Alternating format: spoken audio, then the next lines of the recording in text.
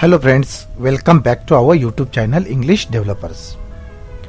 Friends, in this video we are going to learn the topic Think Before You Speak from 9th standard textbook. So friends, if you haven't subscribed to this channel yet, please subscribe it and hit the bell icon to get our latest video updates. So let's get started.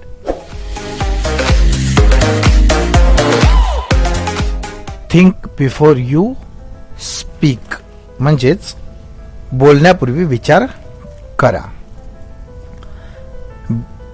Benjamin Disraeli explained that man has 2 ears and 1 mouth because he must hear more and talk less. Our ears are like funnels, open all the time, but our mouth has 2 walls, one the row of teeth and the second the lips.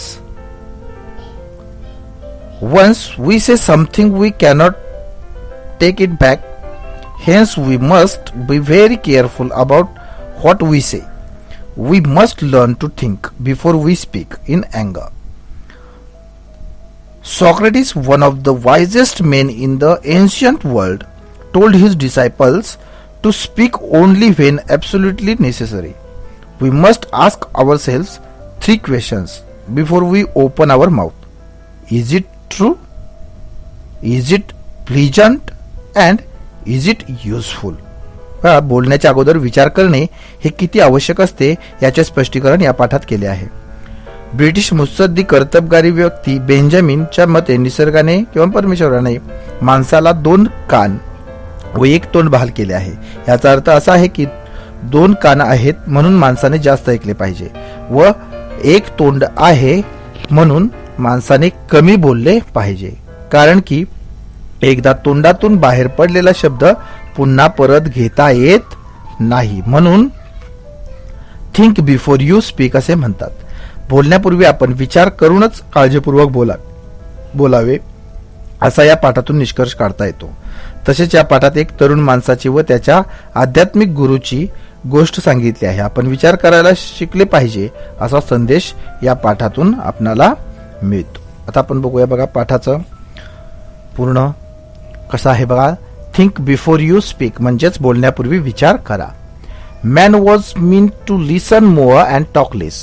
मनुष्याने अधिक तर ऐकावे आणि कमी बोलावे असे असावे. That is why as the great British statesman Benjamin Disraeli said. म्हणूनच थोर ब्रिटिश मुत्सद्दी बेंजामिन डिझरेलीने म्हटले आहे, काय म्हटलेलं आहे, nature has endowed man with 2 years and 1 mouth. बघा, निसर्गाने माणसाला 2 कान आणि 1 तोंड दिले आहे. If man was mean to talk more and listen less, he would have 2 mouth and only 1 ear. माणसाने अधिक बोलावे आणि कमी ऐकावे असे असते तर त्याला 2 तोंडे आणि 1च कान दिला असता. Imagine how we would have look how strength with 2 mouth on the 2 sides and 1 ear at the centre. कल्पना करा, 2 बाजूंना 2 तोंडे आणि मध्ये 1 कान. कसे दिसलो असतो आपण, किती विचित्र दिसलो असतो. And mind you the ears are like funnel open all the times. आणि लक्षात घ्या, कान हे नरसाळ्यासारखे आहेत, कायम उघडे असतात. फ्युनल म्हणजे नरसाळ्यासारखे असतात आणि काय असतात, ओपन असतात, उघडे असतात. ऑल टाइम म्हणजे पूर्ण काळ हे कायम उघडे असतात. There is no door with which you can close them. तुम्ही बंद करू शकाल असे दार त्यांना नसते. Whereas if you have to speak even one single words, that word must pass through 2 walls, 2 fences. उलट तुम्हाला एक शब्द जरी बोलायचा असला तरी त्याला 2 भिंतीमधून 2 कुंपणामधून जावे लागते. There is firstly the fence of these 2 row of teeth. पहिले कुंपण दाताच्या 2 ओळी. दुसरी and there is second the fence of the 2 lips. आणि दुसरे बघा कुंपण आहे ते 2 ओठांचे. 2 लिप्स म्हणजे 2 ओठांचे. Before a word can be spoken, it has to pass through these two walls, through these two fences. किंवा बोलण्यापूर्वी किंवा उच्चारण्यापूर्वी त्याला या दोन भिंतीमधून जावे लागते. या दोन भिंती दोन कुंपणे भेदून जावे लागते. Therefore we must think at least twice before we utter a words. म्हणूनच शब्द उच्चारण्यापूर्वी निदान दोनदा तरी आपण विचार केलाच पाहिजे. A very wise man once remarked that of the unspoken words you are a master, of the spoken words you are a slave. एक अतिशय चतुर किंवा सुज्ञ शहाण्या माणसाने एकदा म्हटले आहे की न बोललेल्या शब्दाचे तुम्ही मालक असता, but of the spoken words you are a slave. Slave म्हणजे गुलाम, परंतु बोललेल्या शब्दाचे तुम्ही गुलाम असता. Once you have spoken a word you cannot get it back. एकदा उच्चारलेला शब्द काही केले तरी तुम्ही मागे घेऊ शकत नाही. Do what you will. म्हणूनच हे शब्द तुम्ही बोलताना जे बोलणार आहात त्याविषयी तुम्ही अतिशय दक्ष असलं पाहिजे. Therefore you must be very careful about the words that you speak. म्हणून तुम्ही जे काही शब्द बोलणार आहात याविषयी तुम्ही अतिशय दक्ष असलं पाहिजे, अतिशय काळजीपूर्वक ते शब्द वापरले पाहिजे. Once the words has left your lips, you will not be able to get it back. तुमच्या ओठातून एखादा शब्द बाहेर पडला की तुम्हाला तो मागे घेता येणार नाही. What are unspoken words? बघा, न बोललेले शब्द म्हणजे काय? न बोललेले शब्द म्हणजे काय तर they are things you want to say but remain unsaid as thoughts in your mind. बघा, तुम्हाला सांगायचे हे शब्द सांगायचे असतात पण न सांगता राहून जातात अशा गोष्टी, म्हणजेच तुमच्या मनातील विचार. थॉट्स म्हणजे विचार, इन युअर माइंड म्हणजे तुमच्या मनातील विचार. Once you have put the thoughts into words, once the words have left your lips you cannot change them or control them. एकदा ते तुम्ही शब्दात मांडलेत, एकदा ते तुमच्या ओठातून बाहेर पडले तुम्ही ते बदलू शकत नाही की थोपवू शकत नाही किंवा ते बदलू शकत नाही. A young man went to his spiritual teacher and said. एकदा एक मनुष्य त्याच्या स्पिरिच्युअल म्हणजे आध्यात्मिक आणि टीचर म्हणजे शिक्षक एका आध्यात्मिक शिक्षकाकडे म्हणजे गुरुकडे गेला आणि तो त्याला बोलला अँड सेड म्हणाला, I have spoken very harsh म्हणजे कठोर अँड अनकाइंड निर्दयी words to my friends and he is deeply hurt. एकदा तरुण मनुष्य त्याच्या आध्यात्मिक गुरुकडे गेला आणि त्याला म्हणाला, मी माझ्या मित्राला अतिशय कठोर आणि निष्ठुर शब्द बोललेलो आहे. मी I am afraid I have lost my friendship with him. मला आणि काय झालं, तो अनकाइंड वर्ड्स बोललो and he is deeply hurt आणि तो खूप दुःखवला गेला आहे. आय एम अफ्रेड मला भीती वाटते की I have lost my friendship with him. त्याच्याबरोबरची माझी मैत्री आता तुटणार अशी भीती मला वाटत आहे. How can I make amends. त्याचे अमेड्स म्हणजे परिमार्जन. त्याचे परिमार्जन मी कसे करू? The wise teacher gave him a fresh sheet of blank paper and pen. He said to the young man, write down on this paper all the harsh things you said to him. सुज्ञ गुरूंनी त्याला एक कोरा कागद आणि pen दिले. त्या तरुणाला त्यांनी सांगितले, त्याला जे जे कठोर शब्द तू बोलायला लावलेस ते सर्व या कागदावर लिहून काढ. The young man did as he was told and show the paper to the teacher. तरुणाने गुरुनी सांगितल्याप्रमाणे लिहिले आणि तो कागद त्यांना दाखवला.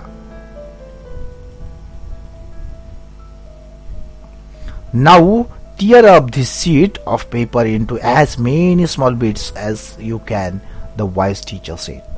आता या कागद फाड आणि त्याचे जितके बारीक तुकडे करता येतील तितके कर, असं चतुर शिक्षकांनी त्याला सांगितले. Soon the single sheets was torn म्हणजे फाडणे into 100 tiny bits of paper.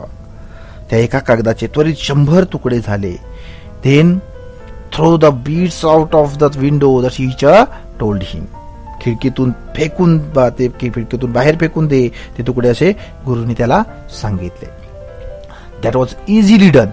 हे बघा कसं होतं तर ते सहज करता आले त्याला. It was the windy day. आता तो वाइंडी डे होता म्हणजे वारा सुटलेला होता, जोराचा वारा बाहेर चालू होता. And the tiny bits were scatter far and wide even as the young man watch.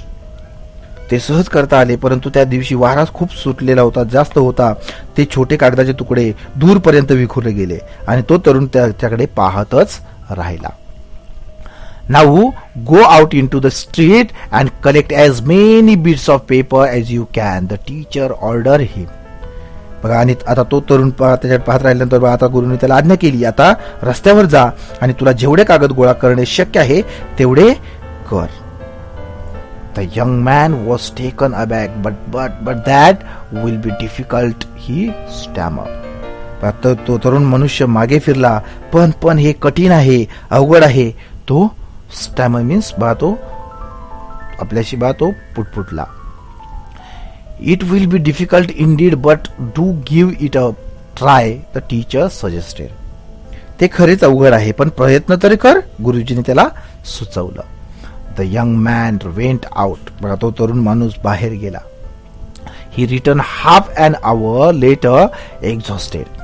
अर्ध्या तासाने, एक्झॉस्टेड म्हणजे दमून भागून, एक्झॉस्टेड म्हणजे दमून भागून तो परत आला.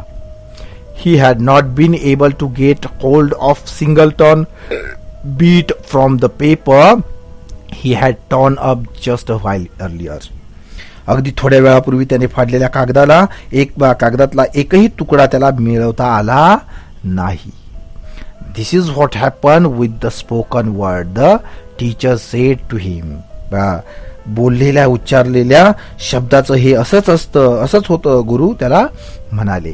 Once you have spoken the words aloud it is a very difficult to take back or take them back. बघा, एकदा तुम्ही शब्द उच्चारले, मोठ्याने उच्चारलेत की ते मागे घेणे अत्यंत कठीण आहे. Therefore learn to think before you speak in अँगर. म्हणूनच रागाने बोलण्यापूर्वी आधी विचार करायला शिका. दिस इज द विंडोज दाखवलेला आहे, याच्यामध्ये पेपर शीट दाखवलेला आहे बाहेर फेकताना. देन एक इन्सिडन्स दिलेला आहे सॉक्रेटिसचा. जे सॉक्रेटिसचा इन्सिडन्स काय दिलेला आहे बघा सॉक्रेटिसचा. तर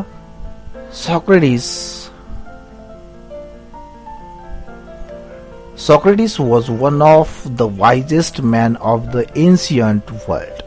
सॉक्रेटिस हा प्राचीन जगातील अत्यंत वायजेस्ट म्हणजे सुज्ञ शहाण्या माणसापैकी एक होता. Many were the youths whose lives he influence for the better. त्याच्या प्रभावाने कितीतरी तरुणांची आयुष्य अधिक चांगली झाली होती. Socrates counsel his disciple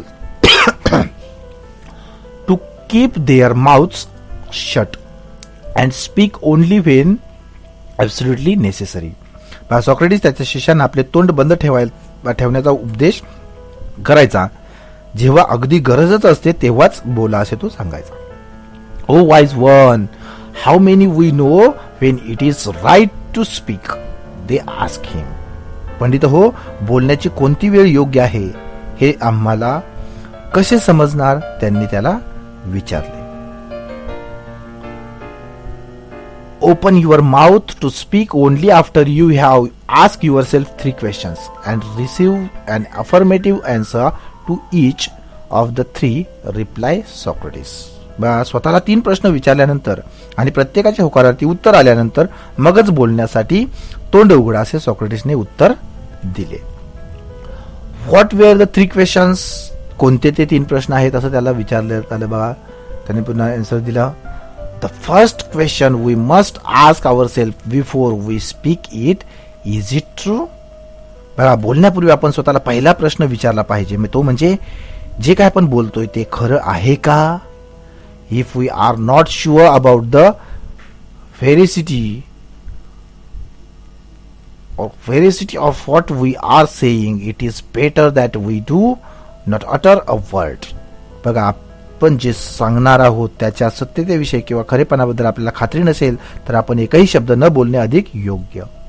when we utter words carelessly, we ourselves become a transmitters of untruth. जेव्हा आपण निष्काळजीपणे बेफिकीरपणे शब्द उच्चारतो तेव्हा आपणच असत्य खोटे पसरवित असतो, ट्रान्समिटर्स म्हणजे पसरवत असतो. The second question to ask is it pleasant. दुसरा प्रश्न विचारायचा तो म्हणजे हे जे काय आपण बोलतोय ते आनंददायक आहे का, दुसऱ्याला किंवा आपल्यासाठी ते आनंददायक आहे का, प्लीझंट म्हणजे आनंददायक आहे का. Many are the empty remarks and the vain statements that people makes in idleness to hurt others. बघा, पुष्कळशे शब्द किंवा शेर हे निरर्थक केलेले व्यर्थ विधाने किंवा वक्तव्य असतात, हे दुसऱ्याला दुखावतात. म्हणून it is better that these unpleasant words remain unspoken. असे दुःखदायक शब्द न बोलणेच अधिकतर योग्य ठरतं. The third question according to Socrates is it useful. बघा, सॉक्रेटिसच्या म्हणण्याप्रमाणे तिसरा प्रश्न असा आहे की ते उपयुक्त किंवा उपयोगी आहे का, जे काय आपण बोलतोय ते उपयोगी आहे का. Is our statement going to benefits the listener. आपले वाक्य ऐकणाऱ्याला फायदेशीर आहे का. Will our words bring comfort to someone's. आपले शब्द एखाद्या स्वास्थ्य किंवा शांती देतील का. Are we likely to help someone with that what we say. आपण जे बोलणार त्याने एखाद्याला मदत होण्यासारखी आहे का. Only in that case should we go ahead and speak. फक्त अशाच वेळी आपण पुढे व्हावे आणि बोलावे असं सॉक्रेटिस त्यांना बोलत आहे.